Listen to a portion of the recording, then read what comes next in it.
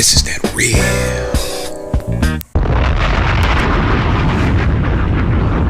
Did you guys hear how these guys were threatening Dave Chappelle with that satanic directed conversation stuff?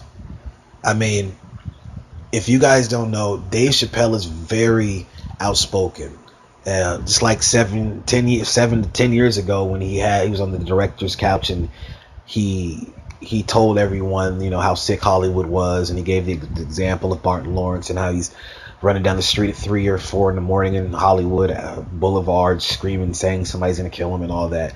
He basically let the world in on what it's like to be someone that has, you know, pretty much signed the oath to Satan that those people in Hollywood do, the elites do, and all the people. He lets you know what it's like for those people and how those demons and how those spirits come after them just for being a part of all that. They have an obligation now, and so he was really going into that. And I'm telling you, just from, you know, being a targeted individual and going through the things that I've gone through and just and going through the directed conversation where people talk about things in your life and you're like, how do they know that and what's going on? That doesn't make any sense. And then seeing what they did to him, because he was saying a whole bunch of different things. For one thing, he was saying a whole bunch of stuff that, you know, people that are in that in society, like on TV and just very popular and have, you know, that platform to influence people, he was saying things that they are not supposed to say because they are so visible and they can influence people the way that, you know, in numbers. So he was saying stuff about how rich people are healthier than normal people because of the money they have, that they can make wiser choices. And he was about to tell us about those choices, about those health choices that the rich people have the ability to make, the options that they have. And that's when you see that guy Rosenberg give him that 666 okay sign. Then you see Hebro, the dude with the beard. He tried to give Dave a chance to wiggle out of his stance on health by turning it into a kind of like a joke. He was kind of talking about, you know, that Michael Jackson like hyperbolic chamber stuff, you know, kind of make you seem like it was silly, you know, make you think about Michael Jackson in that one song, "Don't Stop, Leave Me Alone," you know, bubbles and all that stuff, and he's in the hyperbolic chamber and just how weird that looked. But those people do have access to those kind of hyperbolic oxidated or whatever chambers where just, you know, I guess it does a whole bunch of good towards the aging process. It stops or stalls the aging process. Those rich people have that ability. But the thing also that I really noticed, and that you will notice as you listen to this video, is when Rosenberg starts talking about, yeah, I know that you're not really a guy that's into nutrition. And then Dave, after that, he start talking about, you know, I'm about exercising, because the strength or the healing is in the nutrition. It is in what you eat. It's in what you put in your body. It's not so you can be healed by not taking their medicine. That's their death pills and getting all these prescriptions, because that's how they keep their industry going. So when Rosenberg was talking about, oh yeah, but you're not really the kind of guy that's into nutrition, he said that on purpose because he wanted to veer Dave away from talking about nutrition. So Dave kind of like, I think he got the cue and he started to talk, oh yeah, I'm just kind of into, you know, the exercise and whatever. But see, they do little things like that when they get off track. When they notice that any of their people that are in their brotherhood get off track, they have to redirect them. So they'll throw a sign or they'll try to switch the conversation up because they're like, oh no, that's not what we want you to talk about. It's a hive mind situation. So, you know, Dave seemed like he got the warning, he backtracked, but only a little. He didn't come off strong enough though in the direction they wanted him to go. But so that's why he tried to kind of like sway him on to something else. That's what Rosenberg was trying to sway him on to something else. And this happens multiple times in this video. Next, Dave goes and he does it again. And he starts talking about the McGregor Mayweather fight. And he basically just told the truth. He said the fight was a joke because Floyd's a boxer and McGregor isn't. And that's as simple and as plain and real a statement as you can get. and it made the fight seem kind of rather foolish.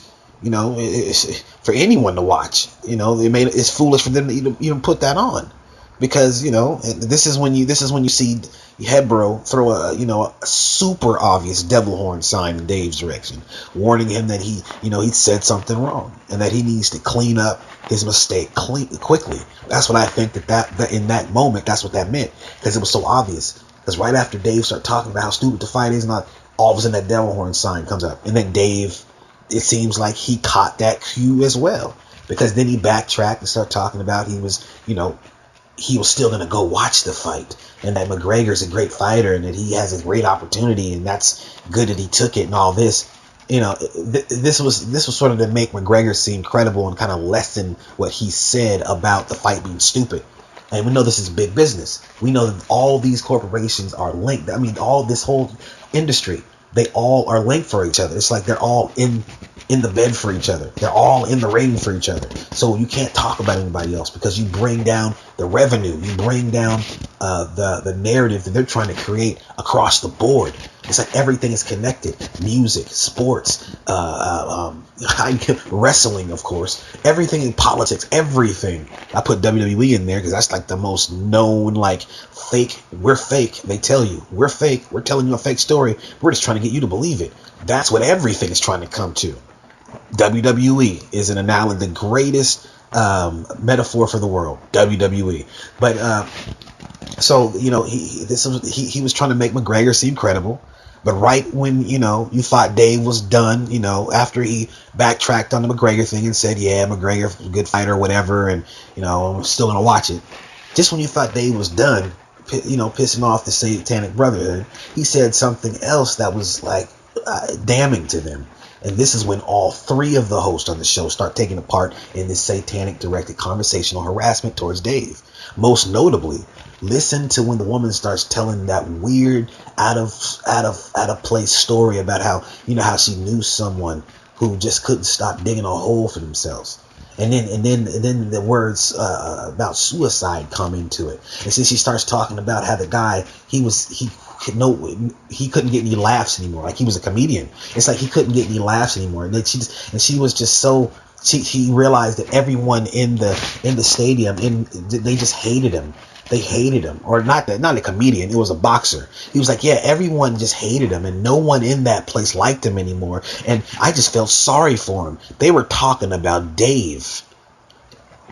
They were talking about Dave. They weren't talking about no boxer. That was directed towards him. And everything else after that these people were saying in this video was directed towards Dave. And it seemed as if Dave knew what they were doing, but tried to continue the conversation with them in a jovial type, nonchalant, ignorant type of way, if that makes any sense.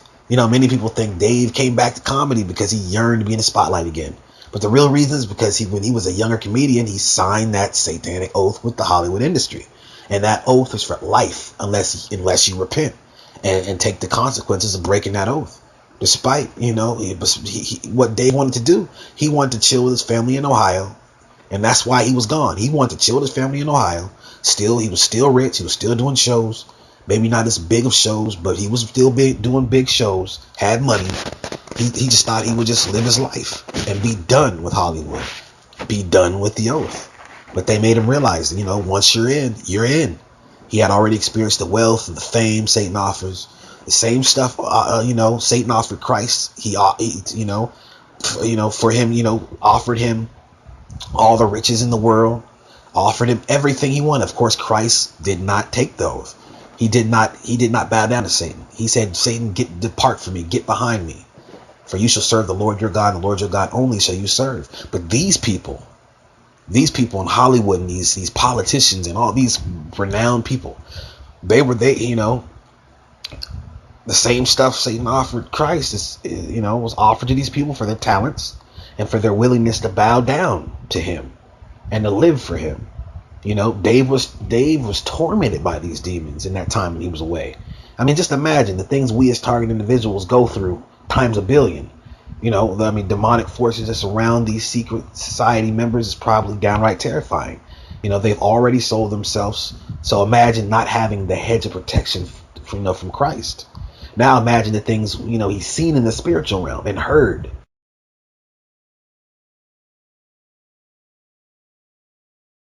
effluents don't age the same way as the people. You know what I mean? But I would say, Dave, you don't strike me as necessarily a nutritionist kind of guy. Oh, absolutely not. But I live well. You do live very well. Yeah, and I have effectively minimized my stress. And I exercise.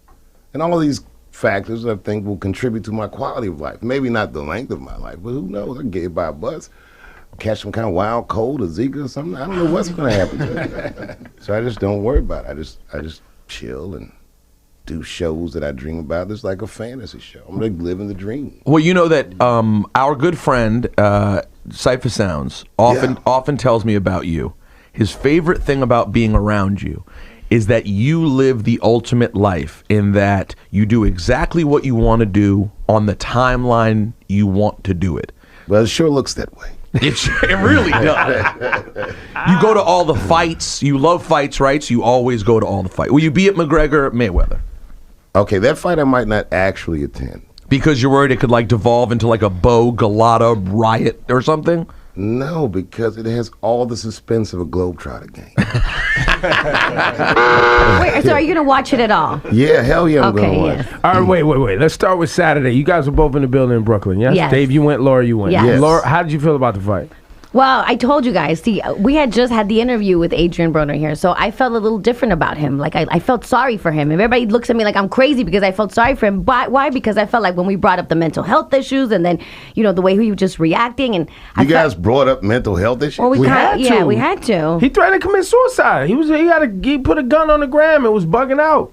Oh, I didn't know that. Keep Yeah, on. and I just kind of felt like, and he was talking about how so many people depend on him, and I feel like everybody's using him, and I don't know. I had this character in my head, okay? You guys went that deep on morning radio? When? With Adrian Broner. All the time. I thought people were driving their kids to school and all that. What about all that stuff? They got to learn, man. They got to learn. So when I was at the fight, I was feeling different. I didn't know that the whole entire Barclays Center hated him. Nobody was rooting for him, and he lost the entire fight. Well, I wouldn't say nobody was rooting for him. It was quiet in there, at least on my side. It was quiet because, the fight wasn't that eventful for a casual boxing fan. A real boxing fan is going to at least get caught up in the suspense of, can these guys accomplish the things they're trying to accomplish within the parameters of a given round? But a casual boxing fan doesn't understand, like, why aren't they punching each other? At one point, Garcia was like, hit me, boom, boom, boom, boom. I did not hear him talking in there. Did you hear Mike? I read his lips. I did not see Mike in there talking. Hit me, I say. Rocky dialogue. Wait, so you're not interested, you're not particularly interested or excited by Mayweather McGregor? No, I didn't say that. I mean, it's exciting, but it's just like, I'm not going to go and, listen, man. Listen. Floyd Mayweather's probably training as we speak. Yes. And as he's training, do you know what Conor McGregor's doing? Learning how to box. Right. So he can fight a guy that was born with boxing gloves on. Right. 10-ounce gloves. So it's just like, I just don't see how McGregor can do it. And in your situation, when you go to a fight, you sit in the most expensive seats in the house.